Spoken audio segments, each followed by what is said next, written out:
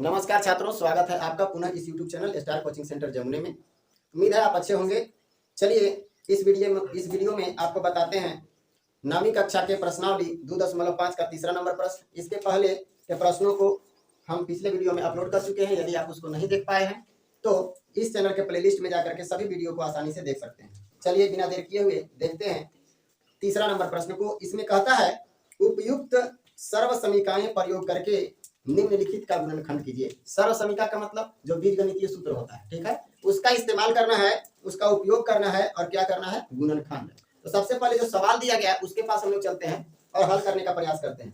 तो तीसरा का जो पहला नंबर सवाल है उसमें हमसे कहता है 9x² प्लस 6xy और प्लस में y²। यही दिया हुआ है ना। एक बात बताइए, ये द्विघात समीकरण है क्या? बताया गया होगा पहले कि जिसका सबसे बड़ा पावर 2 है या सबसे बड़ा घात 2 होता है वो द्विघात समीकरण कहलाता है। और द्विघात समीकरण का गुणनखंड करने के लिए आपको तरीका बताया गया होगा, 3 तरीके, ठीक है। अगर 3 पद के रूप में हो, देखिए 3 पद है ना, और अगर स्क्वायर हो यानी द्विघात समीकरण हो तो उसको हल करने का 3 तरीका हम लोग के पास है। वो कौन कौन? एक, या तो उसको a + b के होल स्क्वायर पर तोड़ सकते हैं, या फिर a - b के होल स्क्वायर पर तोड़ सकते हैं, या फिर फर्स्ट इंटू लास्ट पर तोड़ सकते हैं। तो फर्स्ट इंटू लास्ट पर हम लोग पिछले एक्सरसाइज में तोड़ चुके हैं, ठीक है। अभी हम लोग को a + b का होल स्क्वायर और a - b के होल स्क्वायर पर तोड़ना है। क्लियर है? फर्स्ट इंटू लास्ट पर नहीं तोड़ा जा सकता है। क्यों? क्योंकि देखिए यहाँ तो 9 है, लेकिन यहाँ पे अगर c रहता मतलब y नहीं रहता, कोई अंक रहता, तब वो कंडीशन अपनाते। कौन? फर्स्ट इंटू लास्ट वाला। लेकिन यहाँ पर आप देख रहे हैं कि दोनों स्क्वायर के रूप में है। तो स्क्वायर के रूप में आप सोचिए कि a + b का होल स्क्वायर भी हम लोग देखते हैं सूत्र में, तो शुरू में a² और अंतिम में b² होता है कि नहीं। तो उसी कंडीशन में इसको हम लोग तोड़ने का प्रयास करेंगे। पहला चीज, यहाँ अगर 9x² है तो इसको हम कैसे तोड़ सकते हैं, स्क्वायर के रूप में कैसे बदले कि इसको हल करने के बाद फिर से 9x² आ जाए। तो इसको ध्यान दीजिएगा, 9 को हम लोग क्या लिख सकते हैं, 3, और 3 का स्क्वायर करेंगे तो क्या हो जाएगा, 9 होगा ना। और अगर बगल में हम x लगा दें यानी 3x और इसका स्क्वायर कर दें तो बताइए 3x² का वैल्यू यही आएगा कि नहीं। मतलब इसको बदल करके भी हम नहीं बदल रहे हैं, बदल दिए ना, लेकिन हल करने के बाद वही आया, तो बदले कहाँ? तो बदल क्यों रहे हैं? सूत्र पर बैठाने के लिए। अगर सूत्र पर आ गया तो हम उसको a + b के होल स्क्वायर के रूप में तोड़ लेंगे या फिर a - b के होल स्क्वायर के रूप में तोड़ लेंगे, ठीक है। लेकिन सबसे पहले हमको क्या करना होगा, देखना होगा कि उस रूप में ये टूटेगा या नहीं। तो a² तो हो गया, यहाँ पे प्लस का चिन्ह दे देंगे ये वाला, और फिर लास्ट में चलेंगे हम लोग b के पास। तो b y है ना, तो y का स्क्वायर यदि हम कर दें तो फिर से y का स्क्वायर करेंगे तो y² ही होगा। अब ये बीच वाले को छुपा लेना है, ठीक है। अब बीच वाला छुपा करके उस सूत्र के अनुसार काम करना है। a² b² बीच में क्या आता है, 2ab आता है कि नहीं। यहाँ पे प्लस था तो प्लस लिखे हैं, माइनस रहता तो माइनस लिखे, ठीक है। अब इसको नहीं देखना कि क्या है, अब सूत्र के आधार पर लिखते हैं। तो सूत्र में होता है 2, होता है कि नहीं 2। a के जगह पर क्या है 3x, और b भी तो होता है, b के जगह पर क्या है y। कोई दिक्कत है किसी को, कोई कष्ट? अब इसको गुना करके देखेंगे कि बीचला के बराबर आ रहा है क्या। अगर आएगा तबे हम लोग बोलेंगे कि ये a + b का होल स्क्वायर पर या फिर a - b का होल स्क्वायर पर टूट रहा है। समझ गए? तो गुना करके देखिए, 3 दूनी की 6, x और y, तो 6xy हो गया फिर। मतलब a² + 2ab + b² बराबर ये दिया हुआ है। और अगर ऐसा दिया हुआ है तो a + b का होल स्क्वायर है, सूत्र तो हम लोग यही जानते हैं। यहाँ पे लिखेंगे क्योंकि a² + 2ab + b² बराबर सूत्र क्या होता है, a + b का होल स्क्वायर। कोई दिक्कत है तो कहीं, इसका सूत्र तो हम लोग यही जानते हैं और ये वाला चीज यही तो है। चलिए इसी को लिख लेते हैं हम लोग, आगे बढ़ाइए।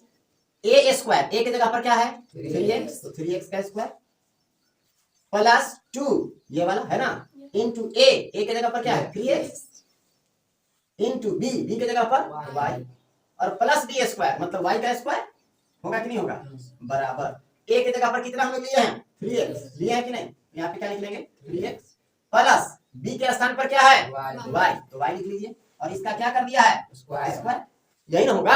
अब बताइए किसी चीज का स्क्वायर है, इसका मतलब हम लोग क्या जानते हैं, उसको 2 बार गुना करना है। अगर 4 का स्क्वायर है तो 4 × 4, 5 का स्क्वायर है तो 5 × 5। यदि x + 1 का स्क्वायर है, इसका मतलब x + 1 इंटू x + 1 है कि नहीं। इसका स्क्वायर मतलब इसको 2 बार गुना ही तो करना है। सेम चीज यहाँ आइए, यहाँ पे जब आप देखिएगा तो ए 3x प्लस वाई का स्क्वायर है, इसका मतलब 3x प्लस वाई एक बार और एक बार और लिखना पड़ेगा गुना के रूप में 3x प्लस वाई। क्लियर है, कोई दिक्कत नहीं? यही आपका आंसर हो गया, गुना के रूप में आ गया ना। अब गुना के रूप में ही लाना ही हम लोग क्या कहलाता है, गुणनखंड कहलाता है। तो इसको हम गुणनखंड के रूप में तोड़ दिए कि नहीं। साथ में तुरंत देख लें अगला भी, एक और देख लीजिए, इसके बाद उतारिएगा आप लोग। चलिए देखते हैं दूसरा नंबर सवाल इसका। तो इसका दूसरा नंबर जो सवाल है उसमें दिया गया 4y स्क्वायर माइनस 4y और प्लस में 1, यही है ना। थोड़ा सा ध्यान देंगे, जिस प्रकार से वहां हम लोग तोड़े उसी प्रकार से इसको भी तोड़ने का प्रयास कीजिए। तो यहाँ वहां था 9x स्क्वायर, तो 3x का स्क्वायर किए, यहाँ पे 4y स्क्वायर है, इसका मतलब 4 का 2 हो जाएगा, 2 का स्क्वायर करते हैं तो 4 होता है, तो 2 कर लेंगे और y लिखेंगे क्योंकि y का स्क्वायर करने के बाद तो y स्क्वायर आएगा। अब इसका क्या करना पड़ेगा, करना होगा कि नहीं। फिर आगे बढ़िए, माइनस इसको ज्यों का त्यों छोड़ देना है, इसको हमको सत्यापित करना है कि 2ab गुना करने के बाद आएगा कि नहीं आएगा। ठीक है, प्लस में क्या 1 है तो 1 का स्क्वायर करने के बाद ही तो 1 आता है, मतलब a के स्थान पर 2y और b के स्थान पर क्या आ गया 1 आया कि नहीं आया। आगे चलिए, अब यहाँ पे हमको क्या लिखना है, 2ab लिखना है ना, सूत्र वाला 2a के जगह पर 2y और b के जगह पर 1। क्लियर है, अब इसी को हल कर दें, बीच वाला आ जाए तो समझ लेंगे कि उसी सूत्र पर है। चलिए 2 दूनी की 4 y, तो y और 1 से गुणा करेंगे तो y, मतलब 4y। क्लियर है, आ गया ना। तो हम लोग क्या लिखेंगे, चूंकि a square minus 2ab plus b square बराबर सूत्र क्या होता है, a माइनस b का होल स्क्वायर।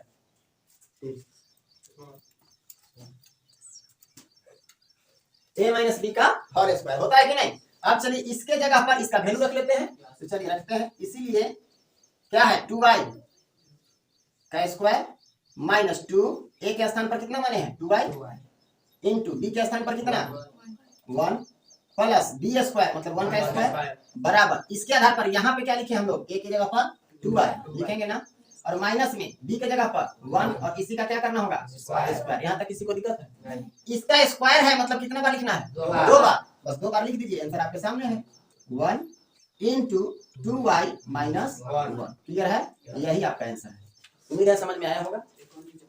एक और बता ही दें, चलिए एक और बचा हुआ है तो उसको भी यहीं पे क्लियर कर लेते हैं, यानी तीसरा नंबर सवाल जो है वो तीसरा नंबर सवाल को भी यहीं क्लियर कर लें। यहाँ पे दिया हुआ है x square minus y square by 100, यही है क्या। एक बात बताइए, ये सब तो 3 टर्म में था, 3 पद में थे, 1 भाग 2 भाग 3 भाग में, तो 3 भाग वाला में हम लोग जानते हैं कि a प्लस b के होल स्क्वायर वाला सूत्र लगता है, a माइनस b के होल स्क्वायर वाला सूत्र लगता है, और सूत्र का ही प्रयोग भी करने के लिए बोला गया है, तो यही 2 सूत्र पर हम लोग तोड़ सकते थे। अब यहाँ पे बात करते हैं कि ये 2 टर्म में है कि नहीं, तो 2 टर्म वाला सूत्र क्या होता है, a square minus b square, a plus b into a minus b होता है कि नहीं। तो a square minus b square के रूप में तोड़ना होगा, तो देखिए क्या ये स्क्वायर के रूप में टूटेगा, तो अगर x का स्क्वायर करेंगे तो a की जगह पर x हो गया, तो x का स्क्वायर, b के स्थान पर यदि y बटा 10 कर दें, अब इसका स्क्वायर कर दें तो y का स्क्वायर तो y स्क्वायर हो जाएगा, और 10 का स्क्वायर 100 हो जाएगा, होगा कि नहीं। तो a square minus b square के रूप में टूट जाएगा, तो इसको हम लोग गुना के रूप में लिख सकते हैं a plus b into a minus b। तो चलिए शुरू करते हैं। यहाँ पे हम लोग लिख सकते हैं इसको x का स्क्वायर माइनस y बटा 10 का स्क्वायर, लिखा जा सकता है कि नहीं लिखा जा सकता, लिख सकते हैं ना। अब थोड़ा सा गौर कीजिए, यहाँ पे क्या मान आ गया, अगर हम लोग a का बात करें तो यहाँ पे a square minus b square, सूत्र हम लोग जानते क्या है, हम लोग जानते हैं चूंकि a square minus b square बराबर a plus b into a minus b। कोई दिक्कत। अब चलिए यहाँ पे वैल्यू रखिए, तो a के स्थान पर कितना रखना है हमको x, तो x का स्क्वायर माइनस b के स्थान पर y बटा 10, तो y बटा 10 का क्या स्क्वायर बराबर a के जगह पर x प्लस b के जगह पर y बटा 10 लिखेंगे इंटू फिर से a के जगह पर x और माइनस b के जगह पर y बटा 10 दिखाई दे रहा है ना, y बटा 10। देखिए तो दोनों गुणा के रूप में आ गया, यही आपका क्या हो गया आंसर। तो ये आपका तीसरा सवाल के साथ ही तीसरा नंबर जो प्रश्न था वो आपका समाप्त होता है।